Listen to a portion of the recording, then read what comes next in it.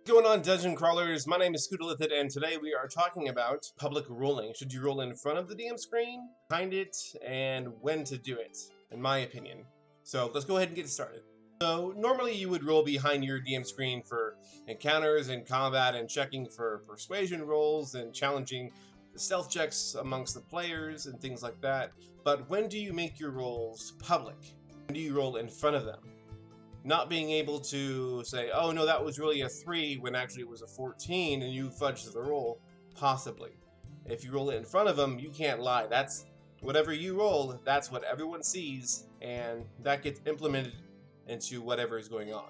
Now, what also comes into effect is if you are a DM that doesn't fudge their rolls at all. You are true to the dice, whatever they say, and you roll with it, no matter the consequences or what happens.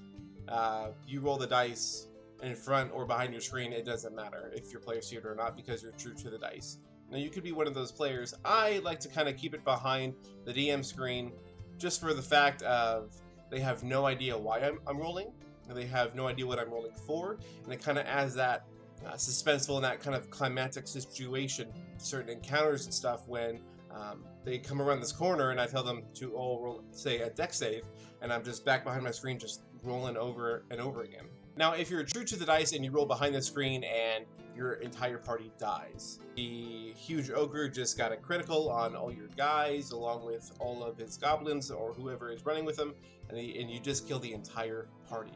Now, that's going to be up to you as a DM to decide, do I TPK this entire group or do I kind of implement something in order to not kill them all off? Now, for those situations, you could have, say, all of the characters are down on the ground out in this forest, and after the monsters kind of creep off and wander off, leaving the entire party unconscious, this old dwarven cleric comes out of the brush that no one has ever seen before.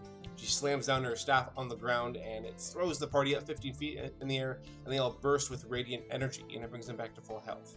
So now you have the question of, who is this lady? What is she doing? Why is she helping the party? Why didn't she step in before? And all these unanswered questions that the party is going to have. I mean, that could be something that, if you're true to your dice and you roll behind the screen, you can implement things of that nature instead of saying, well, the whole party's dead, guys. Go ahead and roll another character sheet.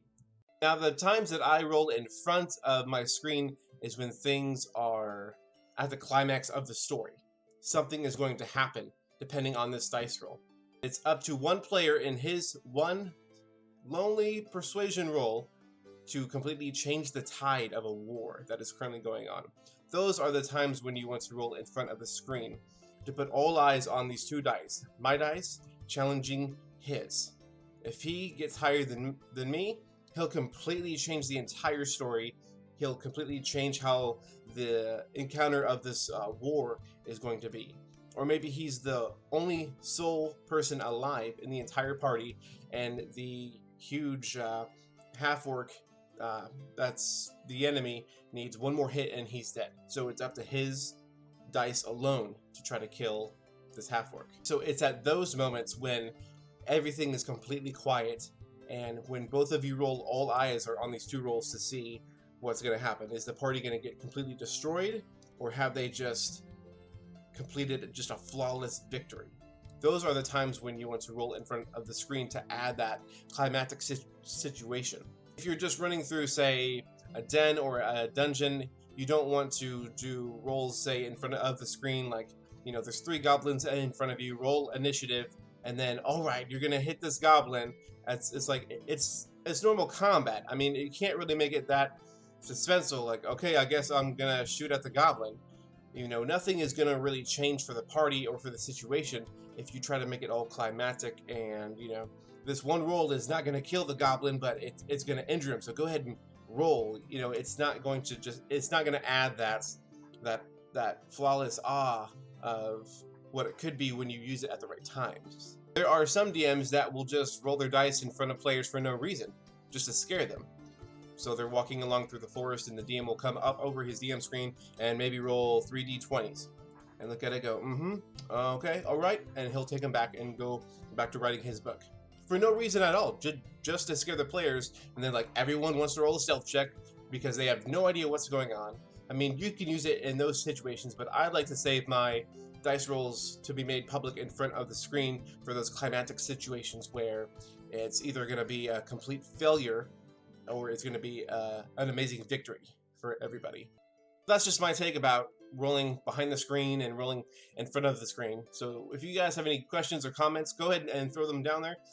Let me know the different ways that you guys use your dice rolls. Do you roll a lot behind the screen, or do you make it public?